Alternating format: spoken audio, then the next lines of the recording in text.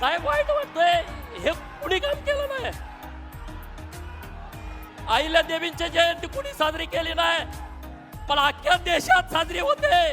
उत्तर प्रदेश मध्ये साजरी होते, मध्य प्रदेश मध्ये साजरी होते, केरळामध्ये साजरी होते, अरे पश्चिम बंगालात साजरी होते. एकमेव महापुरुष अहिल्या देवींची जयंती अखंड देशामध्ये साजरी होते. मित्रांनो, आम्ही तुमच्या कायम ऋणात राहू. अहिल्या देवींना तुम्ही इतका सन्मान दिला, कारण अहिल्या देवीने काम सुद्धा या देशासाठी केलं होतं. कुठल्या जातीसाठी केलं नव्हतं, अखंड हिंदुस्थानासाठी काम केलं होतं, अखंड हिंदुस्थानासाठी. परंतु इतिहासकार जातीवादी निघाले.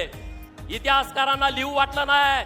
सुभेदार मल्हारराव होळकर एका मेंढपाळाचा पोरगा, अरे ज्याचा बाप राजा नव्हता, ज्याची आई राणी नव्हती, एका मेंढपाळाच्या पोटी जन्मलेला मेंढक्याचा पोरगा स्वतःच्या हिमतीवरती, धाडसावरती, पराक्रमावरती आणि तलवारीच्या पातीवरती सुभेदार होतो. आणि महाराष्ट्र नव्हे, त्यांचं गाव सातारा जिल्ह्यात आहे होळमुरुम, त्यांचं मामाचं गाव आहे नंदुरबार जिल्ह्यामध्ये तळोजाला.